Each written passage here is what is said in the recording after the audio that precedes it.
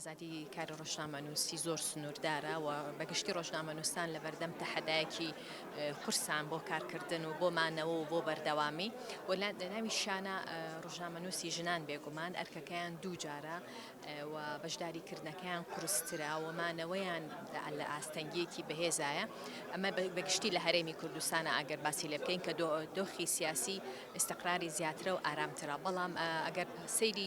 دۆخی ڕۆژنامەنووسی کوردی بکەین بەگشتی لە پارچەکانی تری کوردستانیشە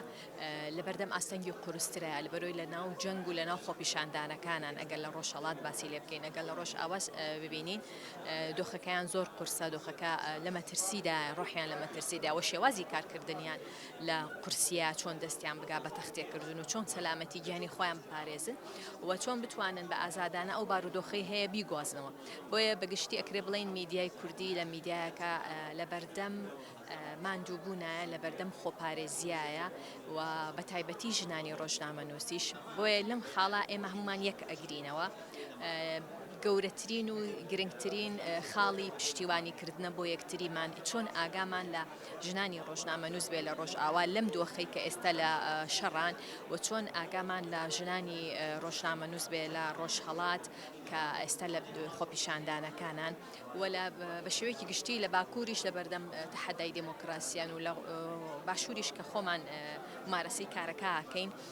بەگشتی دۆخێکە پێویستیمان بە پشتیوانیکردنی یەکتر هەیە بۆ بەدەستهێنانی سەرکەوتنێکی زیاتر لەو ئاستی کە ئێستا هەمانە کە بە دۆخی بەشداریکردنە ئاستی بەشداریکردن وەکو ئەوی کە بڵێ ڕەشبینین لە ئاستی بەشداریکردن بەڵام ئەکرێ بڵێ بەشداریکردنەکە بەشداریکردنێکی کارانیە بەشداریکردنێکە هێشتا تەنها وێنەیە ژن نەیتوانیەوە بەشدار بێ لە داڕشتنی استراتیژ و سیاسەتی دامەزراوەکانە و ژن نەیتوانیەوە لە پێگەی ئیدارە و بەڕێوەبردنە بەشداری بکە ئەگەر ناوەکو ئەوی کە هاتنە پێشەوە لە ژنان هەیە بەڵام ئەو سنوورەی کە بۆی دانراوە لەوە زیاتر تەجاوز نەکات ئەمیش هەستەکەم سنوورێکی دەستکردە بۆ توانای ژنان دیاری کراوە ئەگەرنا ژنەکان کەمتر کار ناکەن و کەمتر نازانن لە پیاوەکان کە چانسی بەشداری پێکردنیان پێدراوە بە حکمەوەی کە هەتا ئێستاش لە بەگشتی لە کۆمەڵگەی کوردیە لە هەموو پارچەکانیش ئەگەر بڵێم نەک تەنها باشوور بڵێم بەشداری پێکردنی ژن بە پلەی دوویە هەروەکەوەی کە چۆن بە هاوڵاتی دەرەجە دوودا ئەندرێ لە مافولە ئازادیە کۆمەڵایەتیەکانە بەشێکی ئەگەڕێتەوانێ بۆ ئەو دابوونەریتە چەقبەست و کللتوریە بەشێکی ئەگەڕێتەوە بۆ ئەو یاسا و کللتورە سیاسی و دموکراسی کە هەیە و ئەمانە هەموو بەشدارن لەوەی کە لە پشتیوانی ژنیان کەم کردوتەوە بۆ سەرکەوتنەکانی بەتایبەتی لە کایی ئازادی کە مەسلەی کاری میدیا و ڕاگەیاندنە ئەو بربەستانەی کە هەیە ئەکرێ بڵین بربەستەکان دەستکردن وەکو باسی لێ بکەین وتمان کەلتوریە بەڵام بەشێکی زۆری هەر پەیوەندی بۆ هەیە بۆ بە بۆچوونە سیاسیەکەەوە هەیە زۆربەی ئەمە بۆچوونی سیاسەکەی دابەزیوەتە سەر ئاستی